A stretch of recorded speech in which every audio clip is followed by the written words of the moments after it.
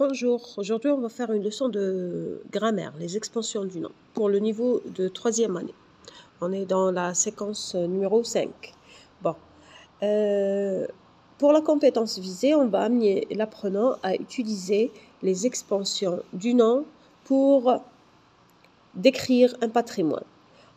Notre objectif d'apprentissage est de faire enrichir le groupe nominal par l'emploi de différentes expansions pour décrire un constituant du patrimoine national. Le support, on va voir le manuel scolaire, la page 101.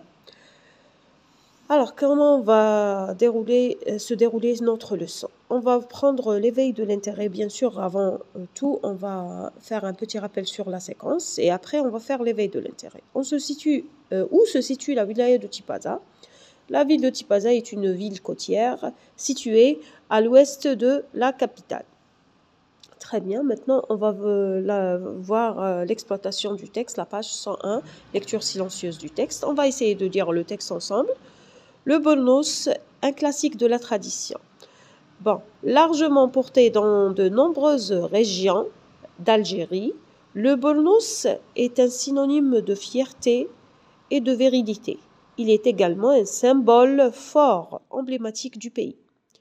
De couleur marron dans l'Atlas saharien et blanc en Kabylie, il est confectionné avec de la laine pure de dromadaire ou de mouton. Le bornous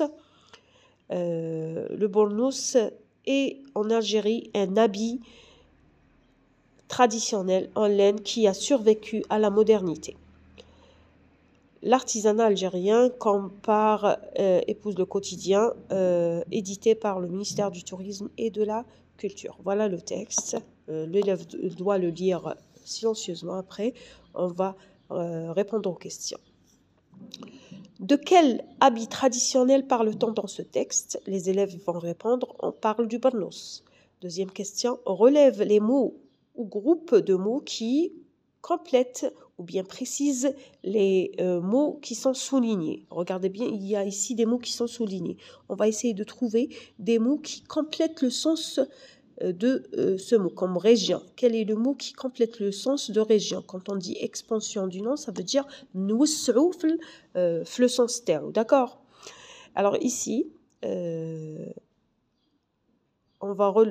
sont les mots qui sont soulignés, on les appelle les noms noyaux. Noms noyaux. On va regarder bien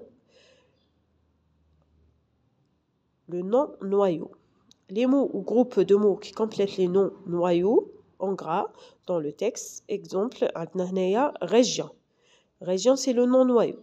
Alors, on dit nombreuses régions d'Algérie. Alors, région, c'est quoi? Nombreuse. Ça veut dire il y a un adjectif ici. Et d'Algérie, il y a un complément du nom. Deuxième, on a symbole, un symbole. Un symbole, comment il est ce symbole? L'adjectif, c'est emblématique. Et puis, il y a du pays, le complément du nom. Deux couleurs, qui fait couleur marron, blanc. Alors, marron et blanc, ici, ce sont des adjectifs. D'accord? On va prendre le reste. Il y a l'atlas. L'atlas, comment il est l'atlas? Saharien. Saharien, c'est l'adjectif de l'atlas.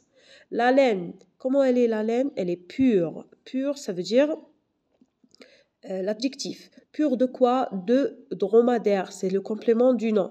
De mouton. Pure de mouton. Alors ici, il y a complément du nom 1, complément du nom 2. Un habit. Regardez, le nom noyau habit.